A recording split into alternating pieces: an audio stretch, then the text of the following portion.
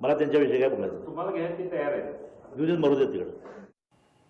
तर तिकडे वर्धा नगर परिषदेवर काँग्रेसचा दणदणीत विजय झालाय. सुधीर पांगुळ नगराध्यक्षपदी विजयी झालेले आहेत. 6 नगर परिषदांच्या निकालात वर्ध्यात काँग्रेसची सरशी पाहायला मिळाली.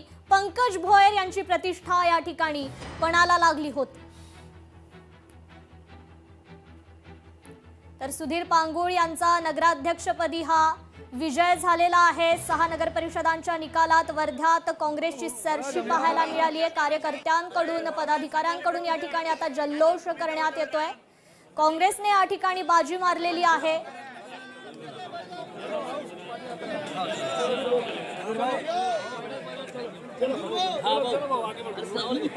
पंकज भोयर यांची प्रतिष्ठा या ठिकाणी पणाला लागली होती. तर 6 नगर परिषदांच्या निकालात वर्ध्यात काँग्रेसनं ही बाजी मारल्याचं पाहायला मिळतंय. त्यामुळे संपूर्ण कार्यकर्त्यांमध्ये उमेदवारांमध्ये हा जल्लोष आता पाहायला मिळतो.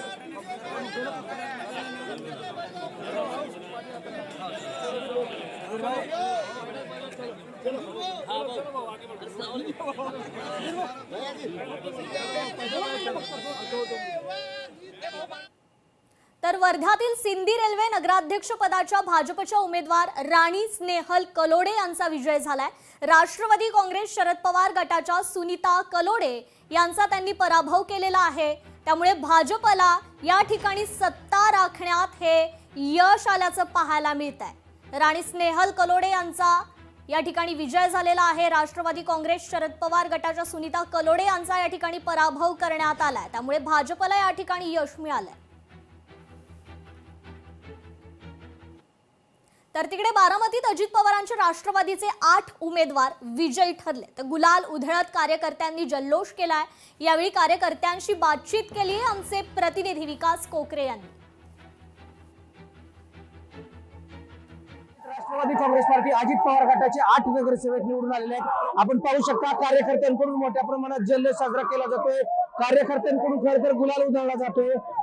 8 नगरसेवक बिनविरोध निवडून आल्यानंतर आता खरं तर 7 नगरसेवक पुन्हा एकदा निवडून आले.